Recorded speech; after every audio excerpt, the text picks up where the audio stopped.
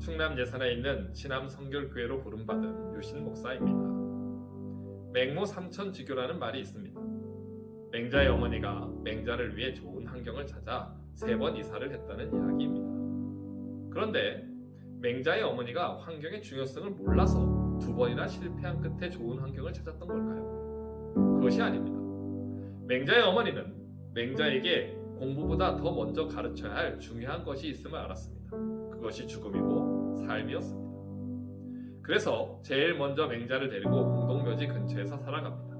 그곳에서 맹자에게 사람은 누구나 죽는다는 것을 가르칩니다. 이 세상의 삶이 영원하지 않다는 것을 알게 한 것입니다. 그리고 죽음을 가르친 어머니는 다음으로 삶을 가르칩니다. 그래서 가장 삶의 열심과 활력이 넘치는 시장 근처로 이사를 간 것이죠. 그렇게 죽음과 삶을 가르친 후에야 비로소 공부를 가르치기 시작한 것입니다. 여러분, 그리스도인들은 하나님의 나라를 바라보고 살아가는 사람들입니다. 이 세상에 살아가고 있지만 이 세상이 전부가 아니고 이 세상을 지나 하나님 나라까지 이르러야 함을 알고 소망하기에 하나님의 뜻을 따라 말씀대로 살아가는 사람들입니다. 하나님의 나라를 알지 못했던 맹자의 어머니도 죽음을 바라보는 지혜를 가졌습니다. 그런데 어떤 그리스도인들은 하나님의 나라는 알매도 불구하고 그 나라를 소망하지 않는 모습으로 살아갑니다.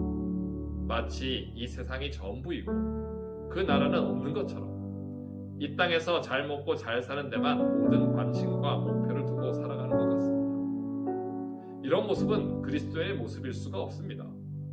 여러분, 여러분의 삶의 목표와 삶의 이유가 어디에 있습니까? 그리스도인의 삶의 목표와 이유는 하나님의 나라에 있어야만 합니다. 만일 우리의 삶의 목표와 이유가 지금 이 땅에만 머물고 있다면 이 세상 사람들과 결코 구분이 될 수가 없습니다. 마태복음 5장 13절은 이러한 모습을 가진 사람들에게 예수님께서 경고의 말씀을 하십니다. 너희는 세상의 소금이니 소금이 만일 그 맛을 잃으면 무엇으로 짜게 하리요? 후에는 아무 쓸데 없어 다만 밖에 버려져 사람에게 밟힐 뿐이니라. 예수님께서는 그리스도인이 세상과 다른 세상을 썩지 않게 할 수 있는 소금이라고 이야기합니다. 이 말씀은 이 세상의 희망이 이 세상과 다른 그리스도인에게 있음을 이야기하고 있는 것입니다. 그런데 우리가 세상과 똑같아지면 희망을 어디에서 찾아야 할까요? 희망은 버려지고 밟히고 사라질 뿐입니다. 지금은 우리의 눈을 이 세상에서 하나님의 나라로 돌려야 할 때입니다. 그리고 그 나라를 향해 말씀 따라 한 걸음씩 나아가는 참된 그리스도인이 되시기를 바랍니다.